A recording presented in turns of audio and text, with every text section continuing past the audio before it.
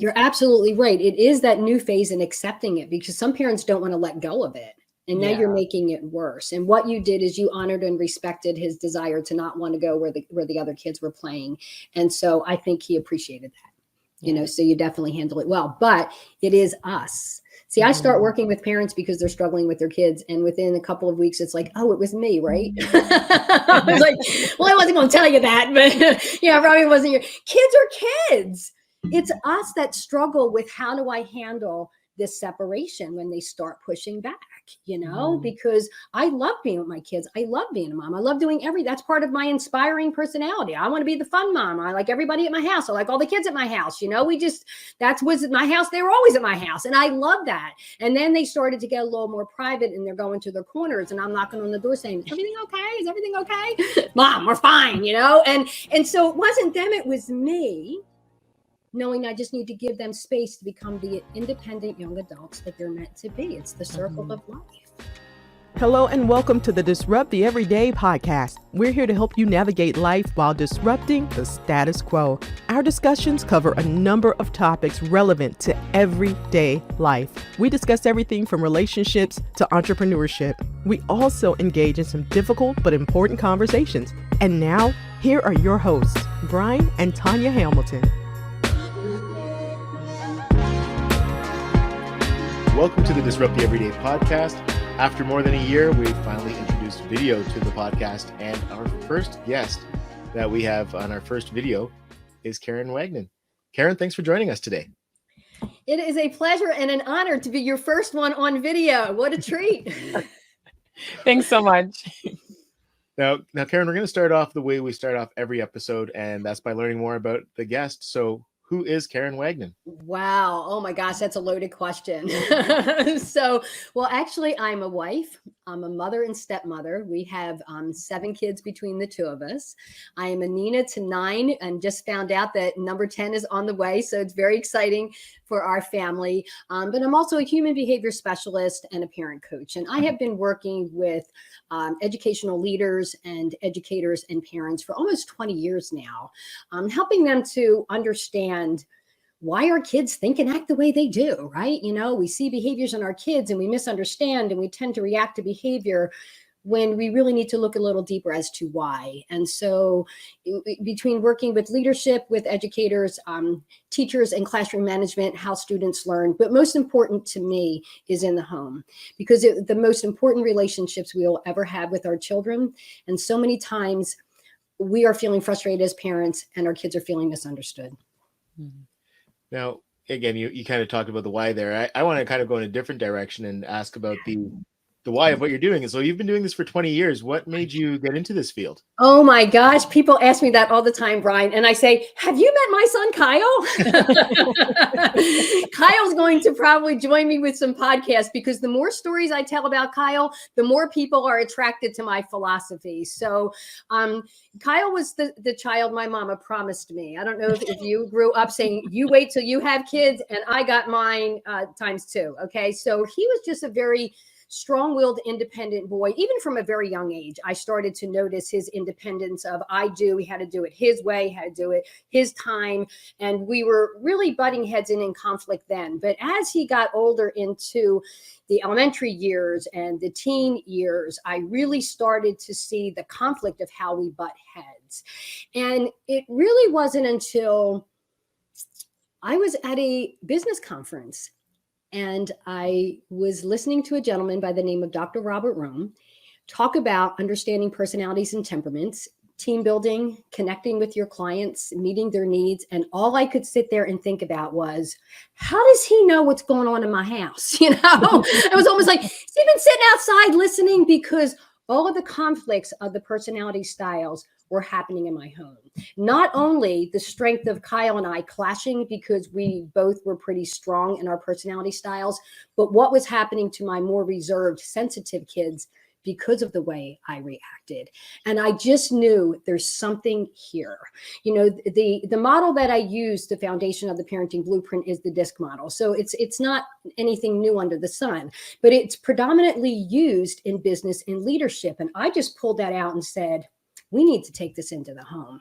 And I also felt that, teachers needed to understand why students act and react the way they do in the classroom, because so many children, when we experience a disruptive behavior, we want to punish the behavior. But if you don't get to the why, that behavior will continue. And so we really need to kind of unfold and get to the heart of the child. What is the root of the behavior? And then we can meet the need. And then the child feels understood. And then they want to be with you. Then they want to work with you. But when the child just feels misunderstood, or we're misunderstanding behavior of the child, that's where all the conflict comes in. Yeah. So that's how I found out, about this. Now look, I read every book I could. I started with The Strong-Willed Child, and I'm probably dating myself because that's a pretty old book, but anything to understand why this boy was the anti-everything. I mean, he'd look right at me and do what I asked him not to do. And I'd be like, are you kidding me? So what do I do with this? I just was like, what do I do with this? Yeah. So that's what I often tell people. Have you met Kyle? Yeah. Everybody who's met Kyle knows that he is just he hasn't changed. He's 33 years old. My goal is to raise him to be the best he could be according to his design. I just didn't understand his design. And once I did, I could see life through his lens, have a better understanding of why he thought and acted the way he did. I was less offended by the behavior because I could get it. Was it different than mine? Oh yeah, it was definitely different than mine. But at least I could understand where he was coming from. He wasn't doing it to me. He was just doing it because that's how he saw life. Yeah. And, we chatted about this midweek about the fact that our personalities, and when you're parenting somebody whose personality is not like yours, how difficult that really can be to sit back and be like, okay, this is how I would like to do it. This is how I would like to be told to do it. But we have to change that up for the other person. So it takes energy to do that, right? Yes. But it also, and like, I would even add in creativity, because you're really having to go against the grain to cater to that child. Absolutely. It was the hardest part. I have 3 pillars to the parenting blueprint. The first pillar is becoming aware. So you're becoming aware of your personality, your child's personality. That's what I call the aha moment. All right, I get it. The next pillar is adapting. I need to adapt my interactions to meet my child's needs so I can reduce that conflict so they feel valued, understood, seen, and heard, right? Yep. But the last part is applying the right strategies. Not a one-size-fits-all approach. So Tanya, as we had talked about, when I first started applying, it was like, it got hard because I had to delete the files in my head of how I was parenting, because that obviously wasn't working, and replace them with healthier interactions. So, for instance, because Kyle was so strong-willed and so dominant, he needed control. And I was a dominant mom, and I should be in control. I am the mom here, right? And he was like, not necessarily. And so I really needed to adapt my style to meet his needs. So I had to offer more choices. And Tanya, as you were saying, so I had to start thinking rather than tell him. I say, you could do this or this, you choose, you decide. But I had to get creative with offering the choices, not just offering waffles for breakfast. Do you want waffles or cereal for breakfast? Where I'm just saying we're having waffles for breakfast. But do you see? Then I don't want waffles for breakfast, right? I mean, but only because I didn't offer him a choice. He may have wanted the waffles, but because I didn't give him a choice, this is what you'll get with those strong-willed kids. They want to do something different because they want control. And so it was as simple as starting with offering choices. But let me be honest with you. See, my dominant personality likes choices, but I wasn't real good at giving them. Why? Because my parenting style was more dictatorial, right? I'm going to tell you what you're going to do and not offer choices. But once I started adapting and offering him choices, we could reduce the conflict because he felt as though he had a level of control within my boundaries, right? Now, if you have an extremely strong-willed one like Kyle, he's going to want the third choice. And when you get to the third choice, this is just a parenting tip, I would calmly repeat, you can do this or you can do this. You choose, you decide. Well, can I do what? Yeah, no. You can do this or you can do this. You choose, you decide. And I always follow it up with you choose, you decide, because they are hearing I get the choice. Right. Yes. Right. I'm smiling because I feel like I know Kyle. I feel like I'm ready to Kyle myself, but Yeah, he is and you're familiar with the DISC model, Brian. So he is the dominant and cautious style. So when you look at the model, he's very left brain focused. He's very logic focused, and so he wasn't very empathetic or care what anybody else thought or felt. He was very hard and very rigid. And that was scary to me in parenting him, because he didn't have the feels like I had the feels. I could feel. I was a little more empathetic because I'm more the dominant, inspiring. He was dominant and cautious. And so I had enough of the relationship style in me, that I wanted him to be able, and I think he wanted it. He just didn't know what it looked like. Why? Because God didn't wire him that way. Mm-hmm. It's something that he needed to learn. Now, his wife is extremely relational because those opposites will find each other, right? Oh, yes. You're probably living proof of that right here in front of me, right? Yep. Yes. Yeah.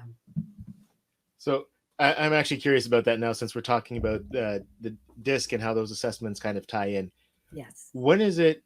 And again, I think, some people may not be familiar with what DISC is if you're not. Listen to the episode that we did with Merrick Rosenberg, because we talked about that, and especially how it relates to children and how he teaches, that whole kind of model to children.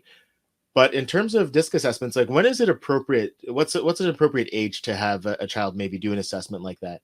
Great question. So I actually have two different assessments that I work with kids. One of them is for elementary age kids. And I'm going to say you could probably start at age 4.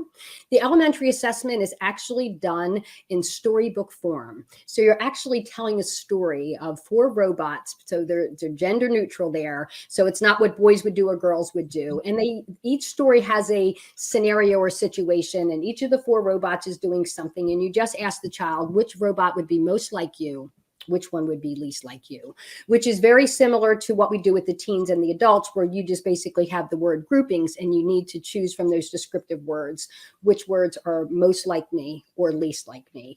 And we are able to actually develop 2 different assessment graphs. The one of them is the basic graph, which is established from which is least like me. That never changes. Your least never changes, okay? That's how God has wired you. That's how you are from birth. But the most like you is what establishes what we call your environmental graph, how you are adapting to your environment. Because given your situations or your scenarios, what you're going through, that could change a little bit, right? Based on what your personality needs to bring to the table, based on what you're going through. Now, when I'm working with families, I'm working with the kids' assessments and the parents' assessments. If I see a graph that's very similar in shape, they're working in harmony with who they're wired to be. But when I start seeing shifts in plotting points, and Brian, you're used to seeing those assessments, I always say, what's going on here? Because we can adapt our personality to a situation. But if we stay there very long, we will get burnt out and discouraged. And that can lead to depression, because we're human beings. We can adapt. I can raise any of my plotting points when I need to, but if I stay there too long, I won't be happy. And so that's really what I want parents to understand about themselves, and how that can convey into the way they parent their kids if they're not living in harmony to who they're supposed to be. And the same thing with the kids. If we see a shift in their assessments, what's going on in their world that's causing them to have to adapt to that. So that's when we can really start digging into what's going on. And we use those 2 assessments to develop the parenting blueprint, because we take those 2 assessments and put them into an interaction guide, and it creates, with the 2 different personality styles blends, a report that gives us the strengths of their relationship, the things that they are comfortable with in their style, the struggles they may be having, and then the strategies of how we need to adapt so we can bring harmony back into the relationship. So it's been an amazing tool to use as a foundation. There's so many parenting programs out there, and I don't want to poo-poo any of them. You know what I mean? But how do I know? How do I know which is the right strategy if I don't understand how my child is wired, and why I have an expectation as a parent? See, I'm a driver. I'm going to drive my kids. Yeah, I had one of them was kicking and screaming, and the other ones were like balls and chains. They didn't want to do anything. I had to find a different way to inspire them and encourage them, because they weren't driven by me. They second guessed. They were unsure. They had insecurities, had a million questions. And I would get frustrated with the questions. But I also realized that if I don't answer those questions, they're not going to feel comfortable not only in the relationship with me, but taking the steps forward to do what they needed to do if I didn't take the time to bring clarity to their decisions. Not right or wrong, just different. So doing that or reading that book for kids who are, around that age 4 and over, when do you see that, like, or actually, sorry, do you ever see that the robots change as they get older, right? You And know, then, great question. That is really a great question. I believe it's all in there. I just think Mhm. it will rear up at different times. So let me Okay. give you an example. Our kids are very pure and innocent in those younger years. They don't know any different, right? But once we start getting into school and especially into the adolescence and middle years, kids start to want to adapt to that environment. And I find in the middle school years, they want to become either more resistant to their parents, more relational, taking more risk. But that's because the frontal lobe is not completely developed yet, so you're going to get those wonky years where things are going to be a little bit off. That style is still in there. We still want to meet those needs, but it's not unusual, especially in adolescence, to see a little bit of change in that personality because of their desire for their independence and their relationship with their friends, and those types of connections will happen. So you might see a little bit of change, but I see a change in those middle years because there's so much going on with the child, and then things will moderate out. I still encourage parents to parent according to that design, that first design that we've established.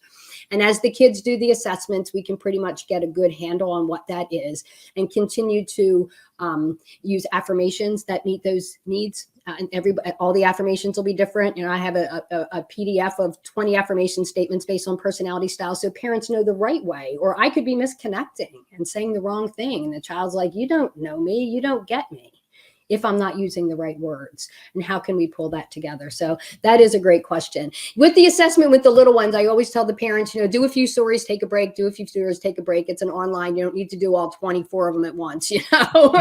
Kyle was like, "How long is this going to take?" And when the stories were over, Eric, my relational one, like, "Any more stories? When we can do more stories?" Out of the same gene pool, mind you, just so you know, it was out of the same gene pool. Oh yes, it always is just so puzzling, and all at once, just to be like, wow, 4 kids, especially with the twins, right? Yes. Obviously boy and girl, but it really is just like so opposite. And Yes. this really figuring out when communicating with each one what it is they need. And the thing is, sometimes it's really easy to communicate with one, and then the other ones, it could be, it just takes so much energy. You almost have to plan it out in your head before you even spew anything out of your mouth, right? Because they are different. And I'm actually working with a client right now. She has twin girls. They're identical twins, but they couldn't be more polar opposite in their personalities. And the one daughter who she can connect very well with relationally, but the other one is more wild like Kyle, more task driven, not as empathetic, not as communicative, very short with answers, and you just feel a disconnect. And I think she's understanding now to not be offended by that, because see, when we keep trying to put in our kids and our kids start thinking there's something wrong with me. Why do you keep asking what's wrong? Why do you keep asking me these things instead of just accepting this is who they are? And to be honest with you, it was hard for me to accept that my relationship with Kyle was never going to be the way it was with Eric, because they're different kids. But Kyle has certain strengths and Eric has certain strengths, and they are very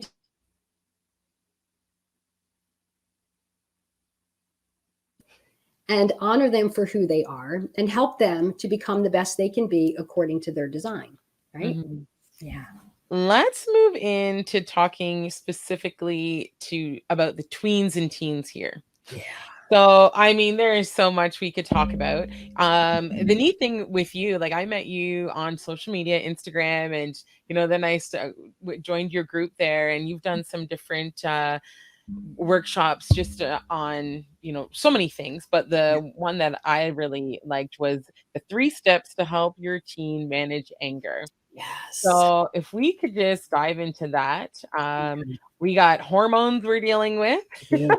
We have the stressors of their social life, which as adults we're like, oh, just wait till you really got an adult in your head. That's what you're thinking, right? But to them, it's all big stuff. It is. That they could come through the door after school and you say, hey, how's it going? How was your day? And they like storm up to the room and slam the door, and you're like, what just happened, right? So there's so many things going on in all their minds, boys, girls. I get that. But yeah, I would love to hear what you have to say in regards to managing that anger. Yeah, it is managing the anger or even their communication style, right?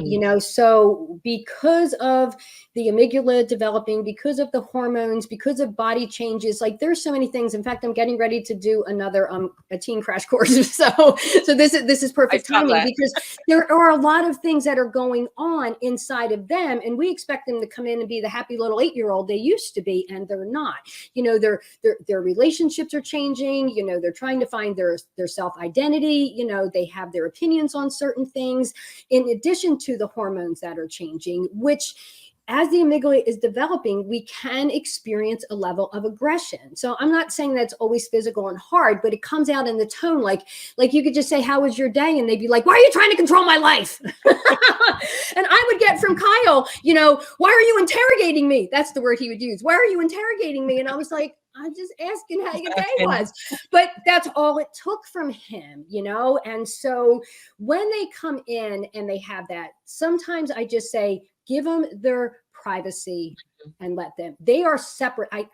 They are breaking up with us. That's what I say. It's the only word picture I can use is they're breaking up with you for a couple of years. Okay. So all we had and all the influence we had or control we had in those younger years, now they're separating from us. Why? Because they want their self-identity. And as they do that, the family events and family relationships are not as important because friends are now driving them. So it's the friends, it's the school, it's the social media, which that's a whole nother podcast in itself, to be able to put the boundaries on that. And so there are some things that we just need to let roll, give them that privacy, give them that independence. But if we are in a conversation where we are starting to hit conflict, maybe we're having a challenge because chores aren't getting done. Maybe we're having a challenge because they're violating curfew or they're violating their boundaries on their phone, and we are getting into it and it's getting loud. I don't know if you may not have experienced that. You still have a younger teen yet, but sometimes it can just get loud.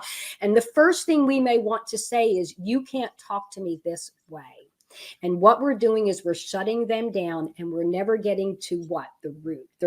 I'm saying we just need to let them get it out. Why are you so upset with the boundaries I've set on the phone? Because you don't trust me to use my phone. You don't trust me to do anything. Anything I try to do, you're always following up. You're always doing it. Whatever it is, blah, it's coming out.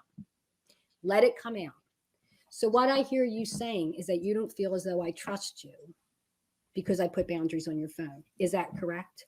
Yeah. In addition to that, blah, blah, blah. Round two, because they're going, all right, you give me, it's right. Now I'm coming at you again. Round two. So let them get it out. Even if it's loud, if you are getting to a point where your child has been stuffing it and you've got to get it out, do not worry about the tone. You need to listen to the words. I think that's a big one, right? Because isn't it, just thinking back to our ages and when we were teens, right? It's no, you don't talk to me like that. And so isn't that how a lot of us still parent? But it is so true that, what? It has nothing, when you remove yourself from that and not look at it as, oh, they're being disrespectful to me in that moment. It's that they're just getting it out. I think that's a big one, because then I know I've done it before. Stop talking to me like that. Right. Yep. So I'm being offended when he's trying to say something to me. So I do think that's a big one, because when they finally start talking, isn't that what every parent of a tween, teen, whatever, even child, isn't that what we want? And then we're going to go and throw them off by telling them that they're shut them down. Right. We so shut them I, down. yeah. Yes. Yeah, really and so now I that is a big thing for me, that disrespect, Tanya. So I was the same way. I felt disrespected with that tone. And so I would shut it down. And all it did was you don't hear me. You don't care. You don't want to hear me. And I did that. And I'm admitting that was the wrong way of handling it. Okay. So when I understood, especially with Kyle, because he had more of the outbursts. So Kyle, with the dominant cautious, he'd be in my face and loud, or he'd shut down and give me lip lock, and I was getting nothing out of the boy. Okay. So when I did get a crack in the wall and it did start pouring through, I had to receive.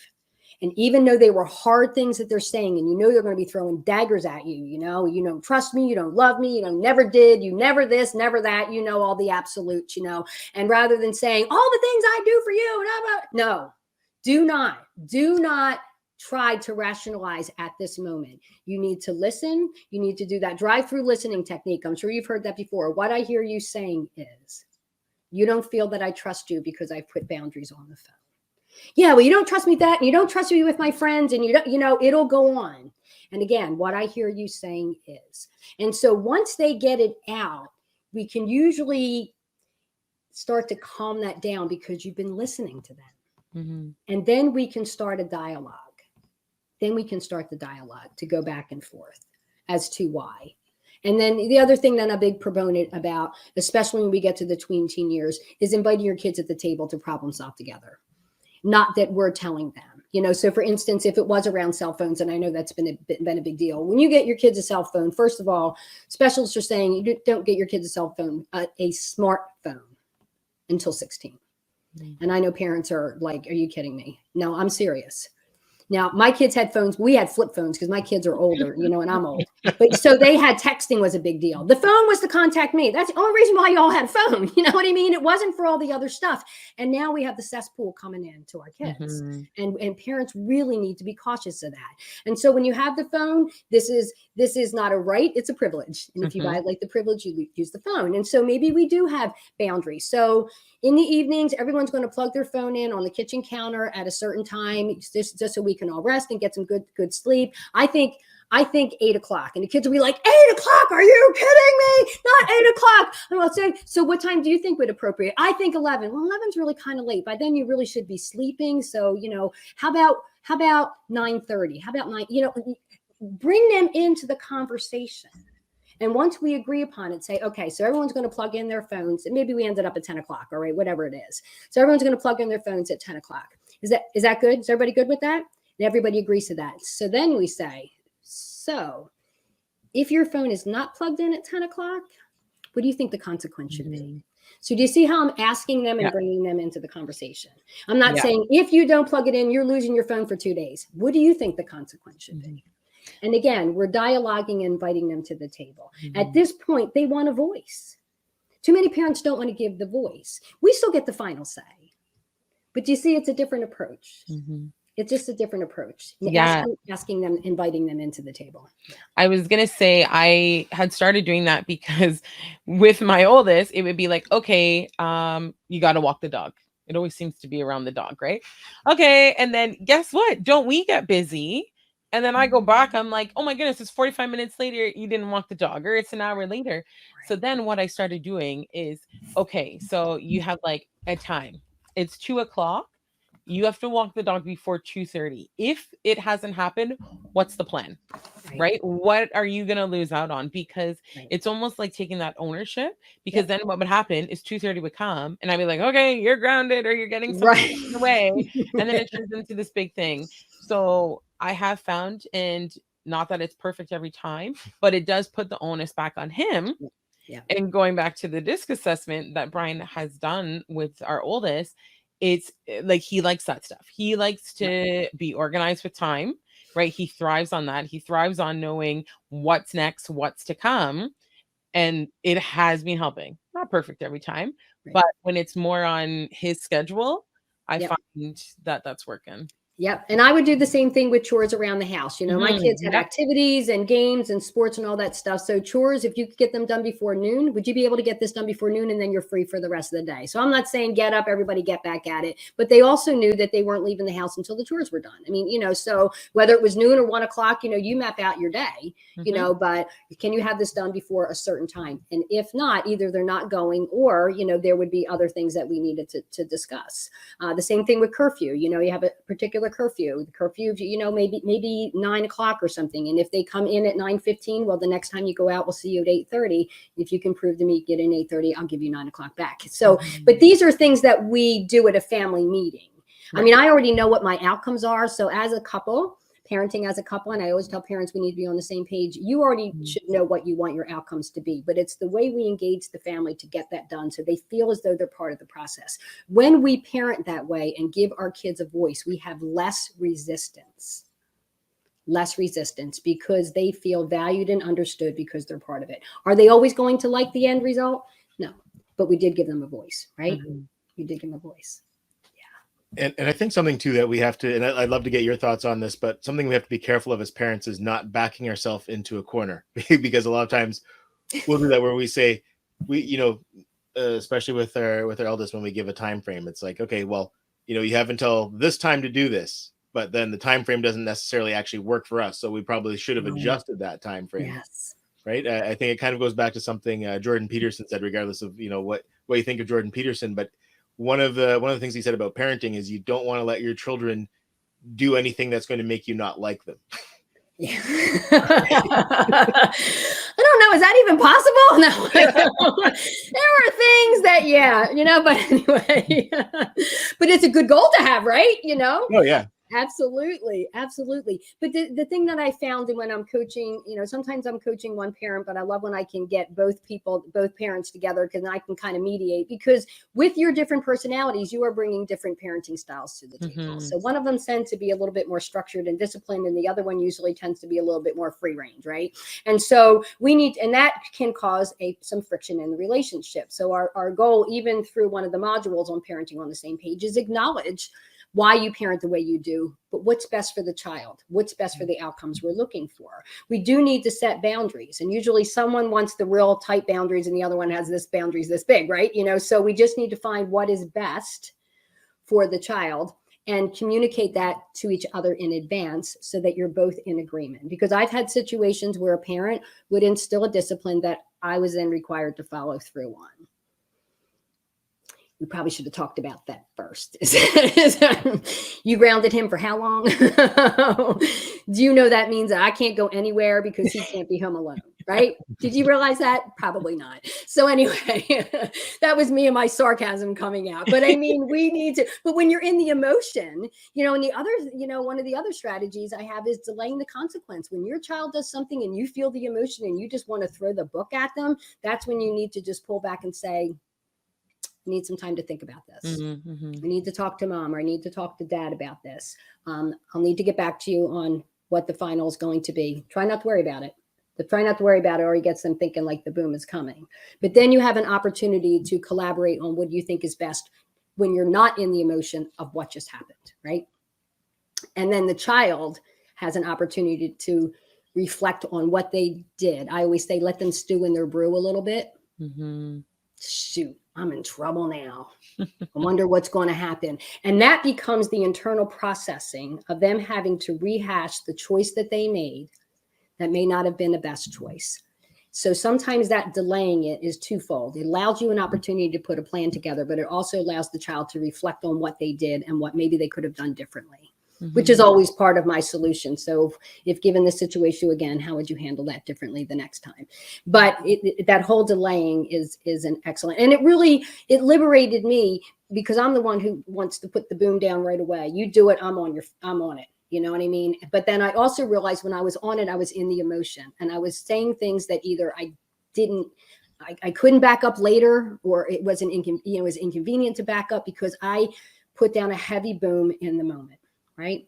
But then when we can come back and talk to the child about what happened, and then even say, so what do you think the consequence should be? Right. We're collaborating. They already know they blew it.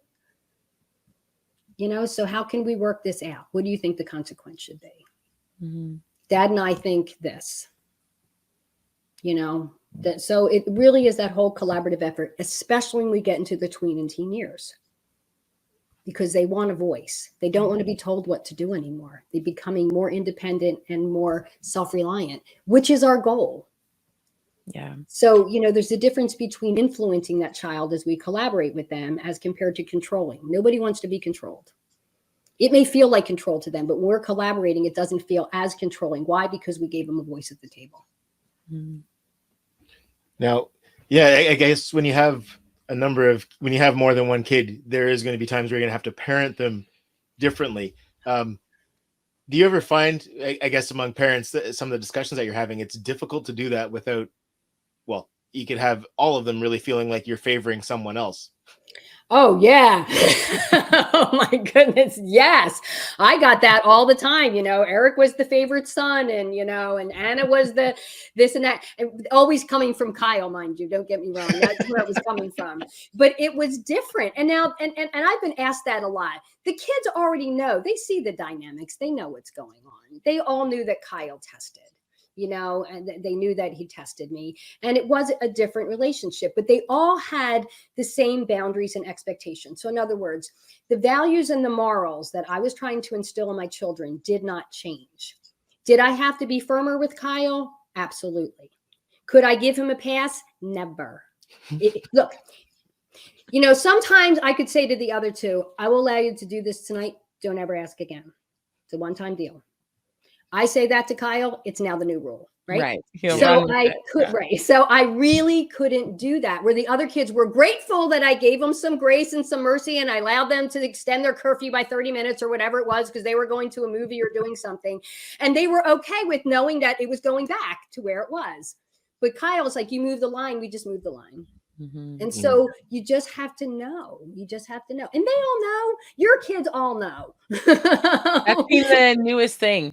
Oh, so-and-so's your favorite. So-and-so's your I'm like, what just happened here? And I'm like, is somebody keeping track of every single conflict or situation where, somebody gets a consequence? I'm like, oh my goodness. Right. But it's like, if it stands out to someone and they never let it go. I'm like, oh, that no. was like a year ago. Now, I'll tell you, Kyle would always say, Eric's your favorite, Eric's your favorite, Eric's your favorite. He was my second boy. And he was my funny. He was funny. He was a funny kid. He was very chill. His stories would go on forever. I mean, he was just hilarious to me, right? Where Kyle, he was a man of, I call him the man of little words. You know what I mean? I would get very brief sentences, where Eric was like on forever and I'm zoning out, right? So he would always be, Eric's your favorite, Eric's your favorite. And I think this was probably just a couple of years ago when he said it again. He said, well, Eric always was your favorite. And I'm like, you're right. And he said, see, I told you. And I said, come on, after all these years. They both got married. I mean, we had 2 weddings last year, and then Eric got married. My middle one got married first. And my boys were still so sweet and tender with me, but they know they're different. But what you're modeling to your kids is that it's not a one-size-fits-all approach, that you will adapt your parenting so that each one of your kids feels seen, valued, heard, and understood, no matter what. Because when you parent them all the same, they're not cookie cutter kids, and someone's not going to fit into that parenting style and feel misunderstood. Then they're not coming to you anymore. They're going somewhere else where they feel understood. And I know so many parents struggle with that. First of all, when we get into those teen years, they don't want to talk to us. And we know that there's still things going on in their life. And if we don't provide what I'd call that no judgment zone in those earlier years, where they feel safe to tell you anything, they're not coming back to talk to you again. And that's our biggest fear. I tell parents, when you're parenting out of fear, you're going to screw something up. You really will, because you're going to clutch too hard, and you're going to have some kids that will be compliant. And then when they do get a chance to run, they're out of there, or you're going to deal with rebellion. One of the two. Neither one of them are healthy. Either one. Fine line. Yeah, yes. Yes, it is. It really is. It really is. Yeah. So something just came to my mind talking about the siblings. So family dynamics, it's interesting because our kids are such broad, the age gap is broad. So we have our 13-year-old, who he just turned 13, then the twins that are 10, and then Asher, who's 5. Okay. So now learning, like you had said earlier, that, I'm just coming to terms with this, maybe a little bit more delayed than some other parents, but like, I'm just thinking March break, for example, we went to an indoor play place. My oldest said, I'm not going. Right. And I'm like, I took a minute back, because I'm like thinking in my head, but why not? Like, we're going out. And then I'm like, of course, like, the guy's 13. Why is he going to want to run through one of these places, right, with all these screaming kids? Yeah. So I was like, okay, this is like one of the first times, you know what? You can stay home. Yeah. And the rest of us are going to go, and that's fine. But when we get home, then you are going to spend the rest of the day with us. Yeah. Right. And that was big for me, because it's always been, everybody goes. Yes. So just, as teens, they obviously want to spend more time with their friends and Mhm. all that. As you said, they're breaking up with us. They are. How do we keep that family unity as the kids get older? Do you have any suggestions Yes. there? Yeah, that is a great question. And I felt that, that with my kids. My kids were all about 3.5 years apart. So they really weren't close, but just enough that I had one in middle school, one in high school. You know what I mean? It was just Mhm. enough. And when you get into those ages, and you do need to allow them the pass to stay home when you're trying to deal with, you've got your younger one. It's Mhm. not appropriate. They don't care. But then it's also trying to find that one-on-one connection time too. For sure. I found that our best times that we were able to interact as a family was vacation. Okay. Okay. That was the best time. So other than that, it may be the one-to-one time, trying to do some things together when it's appropriate, but it's not always going to be appropriate as you're seeing the ages of your kids. So you did the Mhm. right thing and you respected him and said, I get it. Just stay home. I'll go out and play. We'll do something later. Mhm. And maybe you find an opportunity to do something with them later. So you still want to stay connected with them, but it's what they want to do. You know what I mean? Whatever it is that he would want to do, maybe it's going to see the new Marvel movie or, whatever it is that would be of interest to him. So he does feel as though he is getting the attention, but it is hard with those ages to not. But when we went on vacation, and once upon a time when we didn't have digital phones that we could take everywhere, they all went into a safe and we had no phones. And I'll tell you, then they have to interact with each other. And that's when the magic happens. Mhm. That's when the magic happens. When we took the cruise, like once you get out of port, there's no cell service. Well, there wasn't the last time we went. And so then we were able to just put them all in a safe and all we had was each other. So we were kind of forced to that.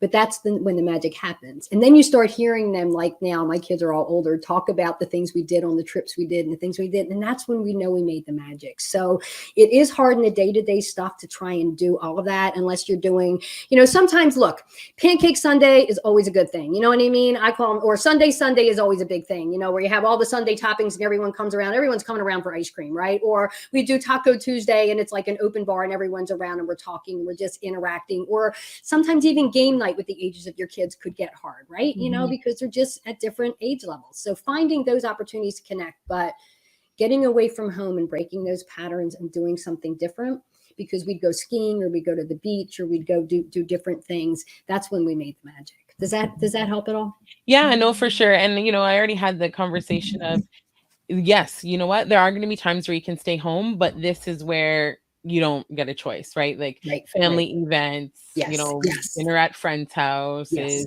Yep. celebrations, stuff like that. Even Yes. watching your siblings play sports, right? Right. You don't have to go to every game, but Right. it is important to go to some, And right? support. So I just have Absolutely. that Yes. bottom line. I think that's Yes. important. But yeah, it's interesting to see, especially when you have that control, you've had it all along where the kids go and stuff like that, and now Yeah. just let that go a little bit Yeah. and know that it's fine. It It's doesn't okay. actually mean that Yes. it's a bad thing, if not everybody's there, but it's like that learning curve of, okay, we're in this new phase and we're gonna try something new. Right? Tanya, you're absolutely right. It is that new phase and accepting it, because some parents don't want to let go of it. And now Yeah. you're making it worse. And what you did is you honored and respected his desire to not want to go where the other kids were playing.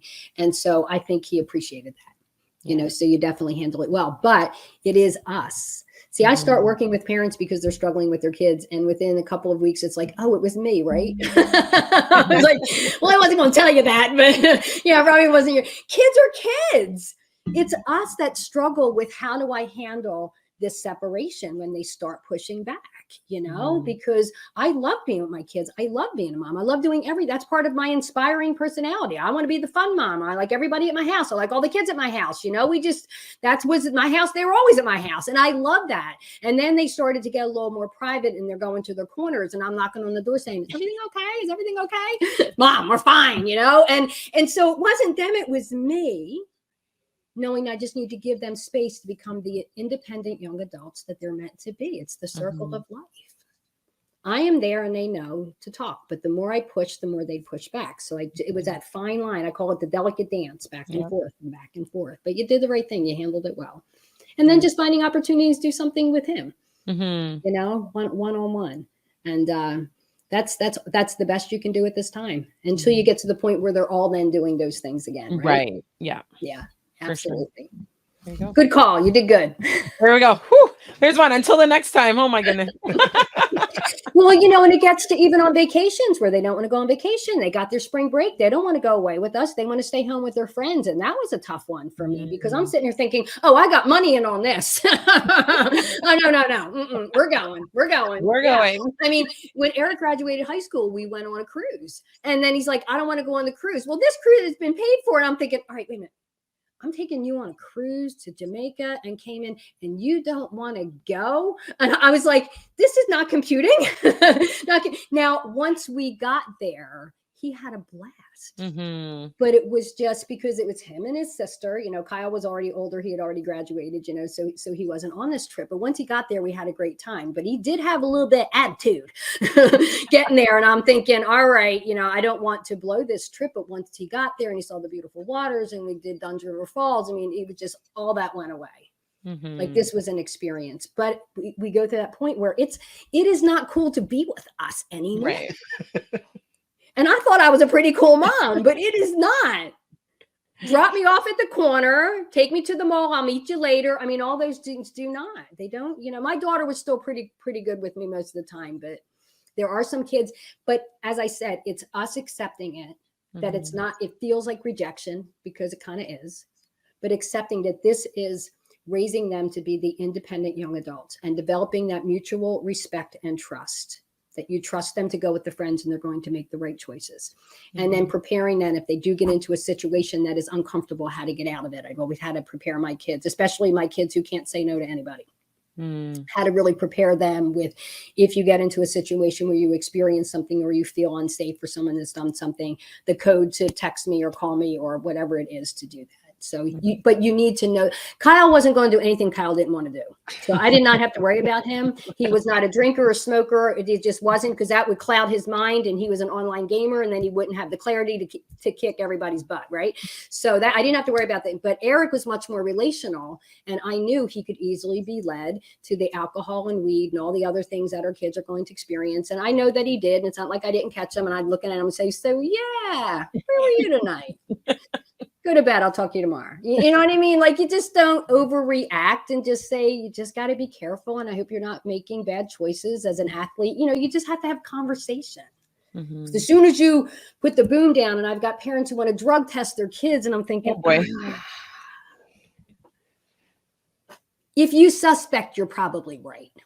Yeah. We don't need to drug test. You've now carried that to a total mistrust now, so there's some of the things that are out there that unless you're working with the coach that can guide you through these Burberry patches, right? I mean, it can be hard. That's why it's nice to have someone to talk to. How do I handle this situation? Just kind of like we're doing now, how do I handle this? And to guide that. We become more coaches to our kids as compared to the dictatorial, authoritative parents we used to be. Yeah. But then we can maintain that relationship that they will still come back to us. And not like, I'm not talking to her because she doesn't hear me, or she's going to talk me out of what I think, or, yeah. I've learned to ask more questions than tell. So why do you think that? That's really interesting. Tell me more. I never thought about that. That's pretty cool. What else you got? And just let them.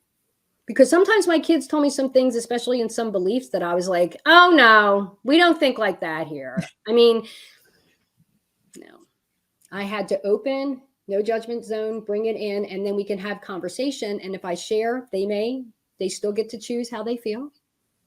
But at least we can have conversation and not shutting them down. I'm embracing that, Yeah. Well, it's really important. Now, feel free to add this to the curriculum. This was something I did with my kids when they were, it was a particularly challenging day, and it was kind of going back to that favoring thing where, they're all a couple of, two of them are saying this one's your favorite, and the other one's saying this one's your favorite. And I just looked at them and I said, right now, I don't have a favorite right now. All of you are tied for last. Yes, I will definitely keep that one in my back pocket. Nobody's my favorite. You're all in last place today. Did you get a laugh out of that at least? I hope. Yeah. They understand my sense of humor. Yeah. So we yes, I was going to say, sometimes we do need to diffuse the tension with humor. And some parents don't want to do that. They don't want to do that. When our kids come in and they're angry or they're just like with the language, and I was just sharing this with a mom the other day, rather than jump down their throat, just say, hey, is everything okay? That's it. Hey, is everything okay? Just that, hey, is everything okay? And you can see I brought my tone down, had a little bit more empathy in it, saying, I don't like the way you're speaking to me, and this is probably out of character for you. So let me just say, hey, is everything okay? No, everything's not okay. I could tell you seem pretty upset. What's up? Just try and draw it out of them, because I know my personality. The first thing was, who are you talking to? Now, I have other strategies to neutralize arguing when we are having little bicker things. But when we have bigger things that we feel our kids have been suppressing, then we need to just let them get it out. As ugly as it may feel. Then after we had this conversation and they feel heard, we can go back and then discuss conflict resolution strategies about tone and words and communication. But right now, through those teen years, they can't rationalize that. And the other thing you're doing is how you model the two of you together, your communication style.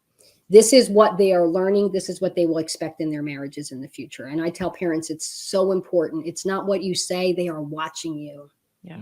The roles that you play in your relationship are the roles that they will expect in their marriages. So be open and communicate in the way you talk to each other, the affection that you show each other, how you support each other with household responsibilities and chores, and the way you work together.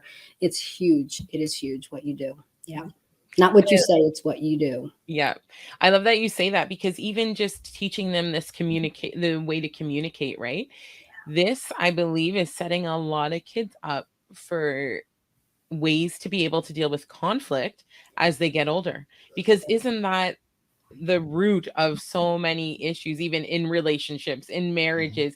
People don't know how to communicate or deal with conflict. Right. So how you're saying this, it's okay, we're teaching kids, we're teaching teenagers that it's okay to be upset, let it out, however that may be. And guess what? It may offend someone. It's going to offend me, maybe what you're saying, but I'm still going to listen as the mom, and we are going to be able to come up with some solution. Right. Right. That drive-through listening. So what I hear you saying is you are upset with me because you feel as though I'm not trusting you. Is that correct? Yeah. Yeah. It's still going to be hard and they're still going to come at you, but then it's like, don't say anything. Don't say, but haven't I trusted you in this situation? And that's it. No. Do not go there. Let them continue to pour out. And I even in that video, I did that tip. Take notes on what they're saying, because you may miss some things that you're hearing them say, and there's roots to some of that. There's something that maybe we're not going to talk about in that moment. In the moment of the emotion is not the time for you to defend yourself or to justify yourself. You just want them to get it out, take some notes. I did this. And then you can go back and say, at this particular time when you told me that I did this and and that hurt you and you didn't feel heard, I want to apologize for that. And I appreciate you telling me that, because in the future, I will do my best to hear what you're saying to me.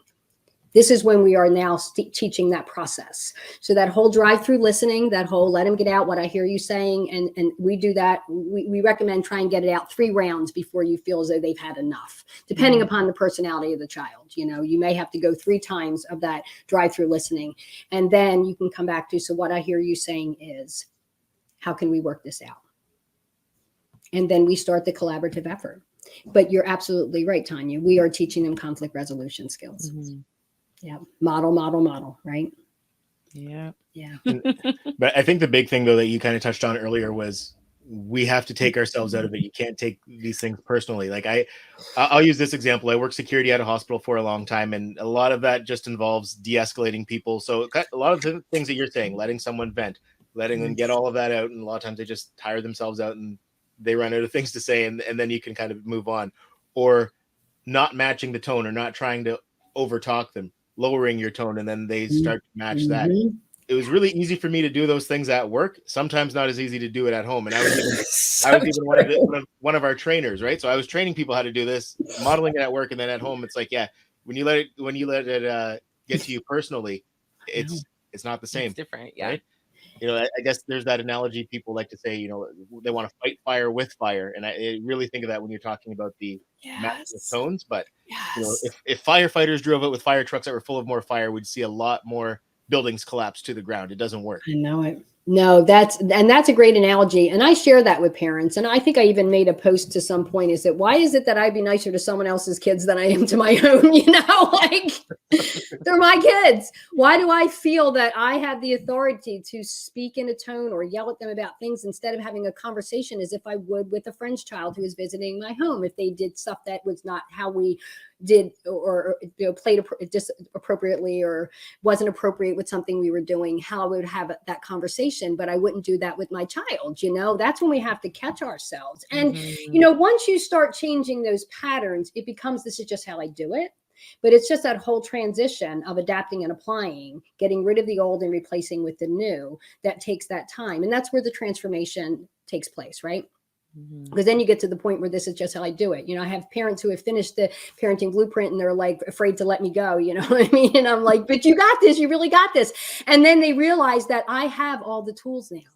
I don't even know who that person was a few months ago because I'm not that person today, because they began to get rid of the old patterns and replace them with new, healthier patterns. And they just start feeling more confident and better about themselves. They're not feeling the guilt that I overreacted or I feel bad about certain things. Number one, knowing the expectation of where we are developmentally with the child. What is the expectation? I think that's a hard part for us, is knowing when to let go and to open the gate. That's a hard thing for us. And then understanding that we are human. And when we do react, why are we reacting? Some parents are reacting. I reacted because of disrespect. Some parents react because I don't want my kids to not like me, so I over accommodate. Some parents are the serving parents and they fear the loss of the relationship. And so they react in a different way. See, the pendulum swings. Some parents, the high cautious parent, they want their kids to be perfect and not make any mistakes. And so therefore they can withdraw love and be conditional love because they want things to be a certain way. They won't say anything. The silent treatment, right? My kids dealt with that with their biological dad. I know he loved them, but he didn't speak to them. And that to them was punishment. And that was hard to watch, so, and it's not right or wrong. You're just operating out of your own personality. But when you become aware of it, then you can be aware of how to adapt and apply different strategies so that you can maintain that positive relationship with the child, right? Yeah, no, I think it is definitely easier for us to have expectations of our own kids that we may not have of someone else's. Oh, for sure. And maybe deep down you're just thinking, oh, I know that person. They're probably just a crappy parent. Right? They don't know what they're doing. I know what I'm doing. I felt when my kids were a reflection of my parenting, and so when they were doing stuff, I was like, I felt bad. Like I didn't do a good enough job of parenting them. When deep down, and I've got more stories, it's like, they know they're still making a choice to do what they want because of their internal motivators and desires. Yeah. Right? On that note right there, I had to let that one go because I'm like, oh my goodness. I was getting like so stressed out if something came up from school or something like that. And I've said, listen, I will back you up hands down if you really didn't do anything. If, you're innocent, this, that, and the next thing, I will go to bed. But if something happened and it's on you, you own it. And unfortunately, I'm not going to defend you, right? Like if you have to go to the principal's office, if you have to stay in at recess, that's you. You know better. We've taught you better. And and I tell myself, so as parents, that has nothing to do with how I've parented him. Exactly. Right? You're your own person. You've made your choices. And they're like, well, why are you helping me? No. Right? You can't bail you out because that would be. But that's not helping. Right. Exactly. That's helicopter parenting. That's bailing them out. And then they feel as though that they will never pay a consequence because someone will bail them out. Exactly. And there's so much of that happens that they defend the child. Now, my kids, when something happened at school, and very rarely would I get a call, but if I did, the first thing I'd say was, so what happened? Because I just need to get the story. What part did you play in that? Because my kids get emotional. They get emotional. I mean, Eric was in 8th grade and I had just gotten a notice that he was nominated for Junior Honor Society, and they took it back because in gym class, that particular week, someone beamed him in the head with a volleyball and he kicked him in the shin. He got written up for it. It was a silly, stupid thing, but he had no write-ups all the way to 8th grade. And that week before, so they called and said he was being nominated, and then they had to rescind it because he had one write-up. but he kicked this kid. Yeah. So I had to talk to him about, when you get into the emotion, what this cost you.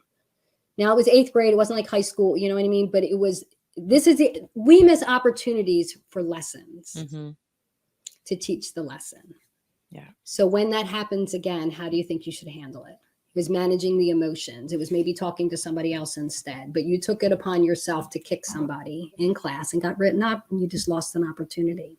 I mean, he blew it off. I was kind of bummed. It would have been nice. See, I'd have felt good if he got right. right? You're like, oh, on to the next. And we're like, that right. But I had to say, but these are the logical consequences when you behave in that way. I mean, that's that's parenting, right?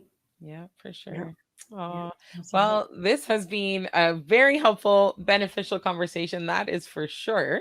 Yeah. So before we wrap up, Karen, we would just love for you to be able to share more about where everyone can find you online, what you're working on, all that good stuff. Oh, absolutely. So I do have a Facebook group called Parent by Design with Karen Wagnon. I might be able to provide you that link if you wanted to put that in there. Yeah. And I also have a little freebie, which is a download of understanding how to parent different personalities. So I can provide the link for that as well. So it's just a quick overview of understanding personalities and what is that internal drive to the external behaviors that make us crazy.